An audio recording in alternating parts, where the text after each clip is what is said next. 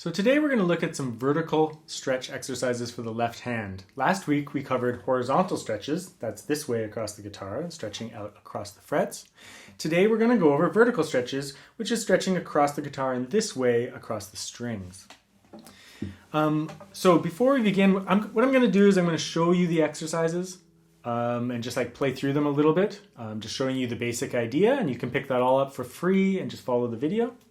But these exercises do come from my technique book. So underneath the video, I link to the book, but I also link to some other exercises on finger independence and things like that, which I'll mention again throughout the video.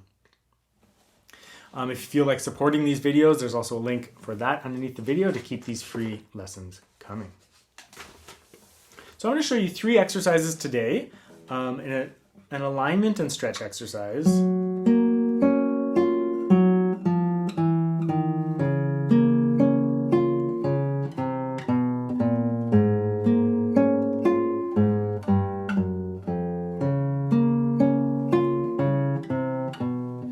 some finger movement and alignment exercises, which is a little bit of a stretch as well.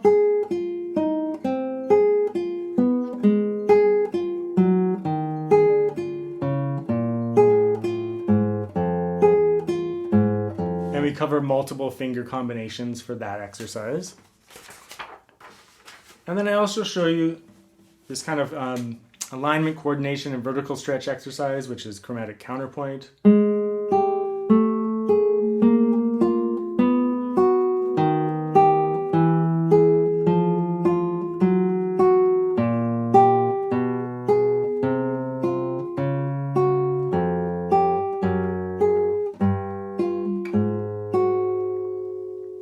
So those are the exercises, but let me now go over a number of things about stretches in the left hand and give you some tips along the way as well.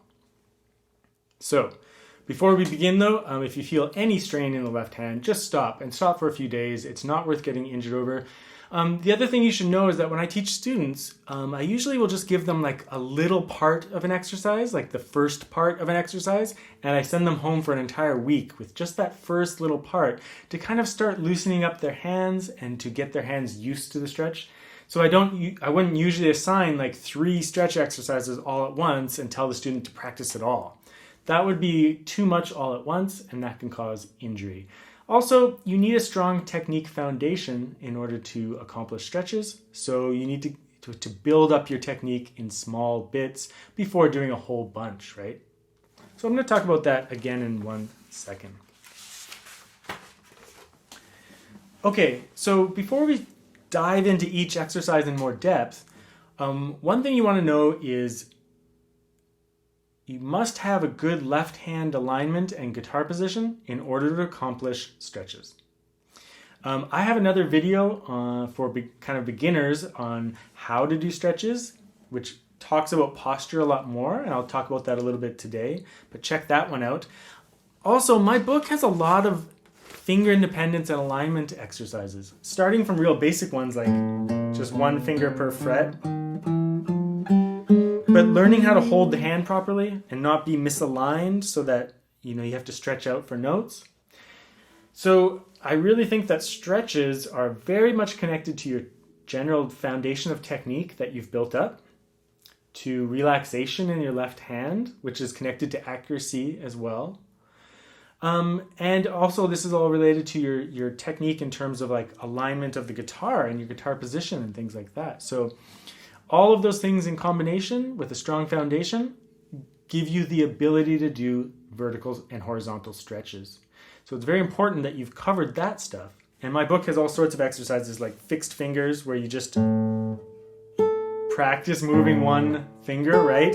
And if a student has trouble doing this, then how are they supposed to do vertical, stretches, especially when there's chords involved and stuff?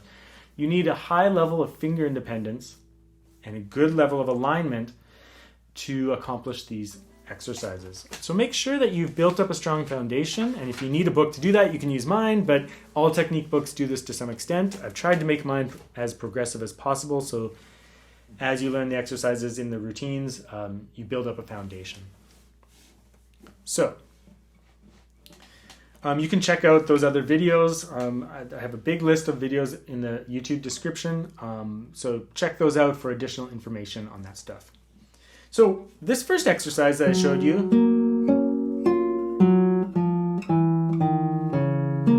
this one is, I specifically made it to correct an issue with lots of students.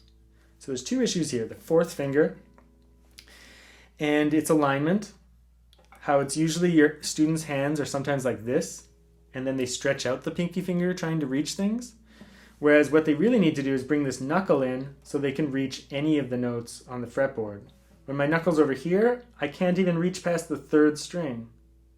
When my knuckle's closer, not only can I reach the sixth string, but I can curve my finger at each joint, which is what you're supposed to be able to do, right? You're not supposed to be locking fingers. So it's about left hand pinky finger alignment, or just the alignment of your left hand in general. But it's also about your guitar position. If my guitar position's bad, I have to like bend my wrist, and I can't even really reach some of the stretches. Like everything feels much more strained.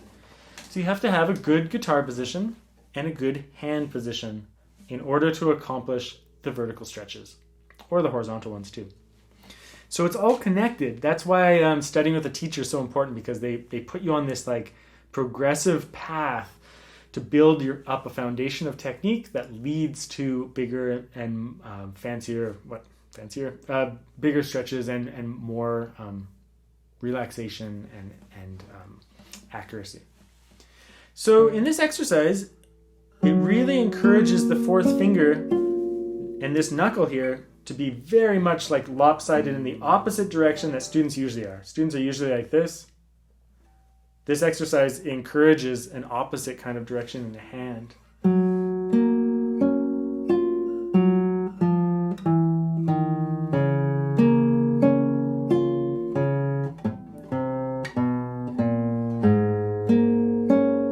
So you want to try to maintain curvature. I'm flattening out a little bit here, but I'm actually still, it's not locked, it's a little bit curved still. And like I said, it's all connected to bringing that hand around. So it's just the top four strings at first, and then a little bit of an alignment thing, and then the fifth string, third, second, first, sixth string. That's a tough one, which lots of people might find difficult. So that's just an opportunity to explore like the opposite hand position and to try to get your hand into that idea of bringing this knuckle over. The second one I showed you, alignment and finger movement, is kind of a workout too, if you repeat each one. So you're just doing 4-1, 4-1, and then you're going to increase the string length distance as you go. So first and second string, first and third string, first and fourth string, first and fifth string, first and sixth string. Try to hold your fingers down so that you get that stretch between the different strings, right?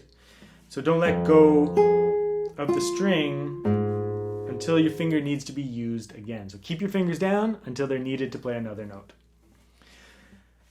There's a lot of different finger combinations. 4-1 is probably the easiest. 4-3 probably it will give some students trouble.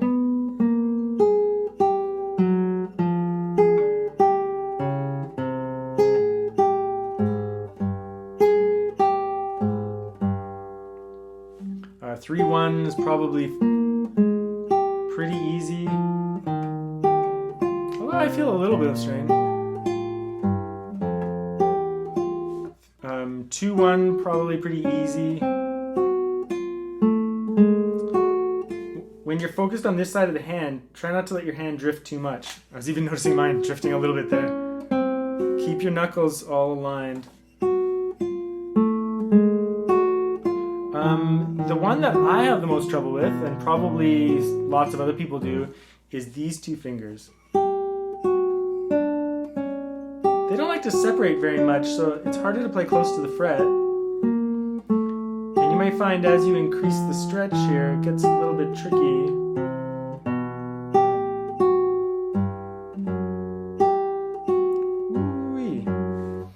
And then 4-2 is the last one. So you have to go through all those different combinations of fingerings.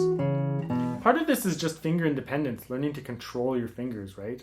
And I have a lot of other exercises in the book that cover that, but you need to be able to do that. Now, I'll just show you the last one, and then we're just going to talk about some ways to accomplish this stuff. So this last one is actually just a chromatic line. This is the alignment, coordination, and vertical stretch, the chromatic counterpoint exercise.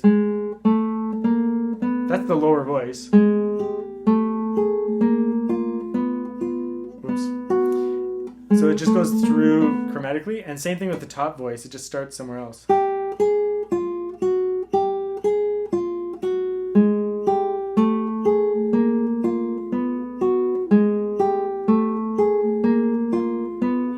Once you're comfortable with the first and third string, you can go to the fourth string.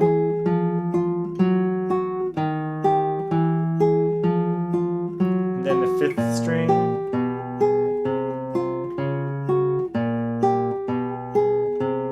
And then the sixth string if you dare.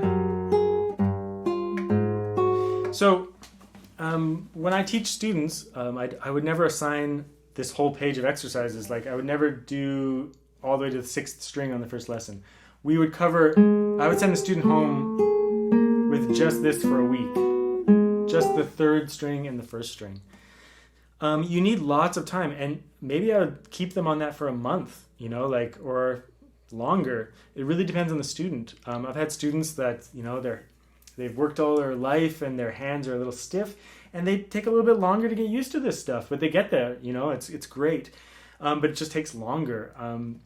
Whereas some students, they're able to reach fairly quickly and keep their hand aligned. Others need more time. But you take as long as you need because it's about improving and developing your technique, right? So just don't jump into the full exercise. Just do one easy section of it first before tackling it all. So I talked a little bit about the alignment of the guitar. If it's misaligned, it's hard to do those exercises. And I also talked about the knuckle position. In terms of the thumb, my thumb is always behind my second finger. And it's generally low down on the fretboard. Like I generally keep my thumb pretty much down here when I'm doing these stretches because I need more room. Probably depends on your hand size. My hands are pretty small, so I really need to get my thumb down there to do some of these bigger stretches. If my thumb's up here, I can't even reach that. I can do a C chord, but I can't do the reverse, right? Like 1-3. Whereas if I have some room there, it's no problem. So you want curvature of the joints, and you want a good guitar position. You want your knuckles aligned. With all those things in combination, I think that should help. Now let's troubleshoot a little bit. Let's go back to that this exercise here. Students sometimes have problems with this one. Just like in the horizontal stretches, you can play this muted. So by touching the string, but not pushing it down to the metal,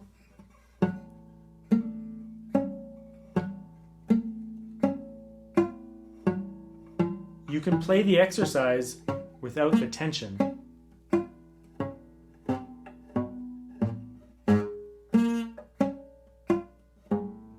It's amazing. When I do muted exercises with my students, it's really amazing because the thing that they could not do before, suddenly they can do.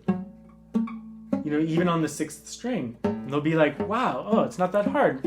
Because sometimes they'll say things like, oh, my fingers don't stretch that way, or mine just don't work like yours, or something like that. But then I have them do it muted, and they're able to do it, no problem. And the reason is that tension, or the opposite of relaxation, I guess, really interferes with our ability to do these exercises, both with our finger independence and with our ability to do the stretches. So without the tension, it's pretty easy. Our muscles don't mind the stretch at all. It's no problem. As soon as you start pressing, it starts to feel like a lot of strain, and then your dexterity and your stretch just decreases exponentially. So the cool thing about that is that it teaches us a very important lesson about our technique, is that when you're doing really simple exercises, even just like one finger per fret things, You need to work on relaxation. You need to build a foundation of technique that is built on solid hand positions and relaxation, so that as you progress to more difficult exercises, you maintain that foundation and you build upon it, right? So you increase the difficulty of the exercises, but you keep your relaxation. So students that are self-taught or they move too fast, they move through the levels too fast or move through their technique too fast, they often get some of the foundation, but not a relaxed foundation. And so they might zoom through all the grade levels, but then they hit a wall. They'll get to like the grade 6 level and they hit a wall and they just can't seem to go further. And that's because they just didn't develop their foundation in the proper way. So having a good music teacher will help you do that, because they can spot these things before you go further. They might say like, you're not allowed to move on to the next exercise. You need to do it another week until you can do it in a relaxed way. So that's very, very important. One way you can do this too is that if you start some of these exercises up the neck, the frets are closer together, which makes it a little bit easier to do as well. So you might find the stretches easier because the frets are closer together. So, and then each week you can just move down a fret until you're able to do it at the first fret. So that can help as well. Essentially, like, I can talk about this for hours, like hours and hours and hours. But the important thing is that you find a way to do it properly and to do it in a relaxed way, and without any thoughts of like, I should be able to do it as well as this person, or I should be able to do it at this speed, or I should be progressing faster. None of that matters. What matters is that you pick a spot in the guitar where you can do the exercise, and if you have to, you just do the first part of the exercise. You only do this. Or maybe you just try to do this. Just like 2 notes, right? And it might seem like ridiculous or something, but if you can do that properly, maybe you can add 1 more finger, and all your knuckles are curved properly and your hand is aligned. Just doing that is so much more impressive to me than a student kind of coming in and sloppily, kind of just like butchering an exercise, but thinking like, oh, I made progress. But like, no, your progress is building a foundation of good technique, which means a solid position. So like I said, I could ramble about this for a long time, but just take it upon yourself to like start introducing some stretch exercises, but come from it, approach it from like the very beginning, from like the can I play 1 finger per fret exercises in a relaxed way before I even try a vertical stretch exercise. Because if you can't do it here, it's gonna be pretty tough to do like, fancy exercises. Okay, so I hope you found that useful. That was a closer look. I have lots of other videos on this, and this section of the book covers alignment and stretch. I've put those 2 groups of exercises into one section of my book because I think they're so intertwined, right? They're so important to each other.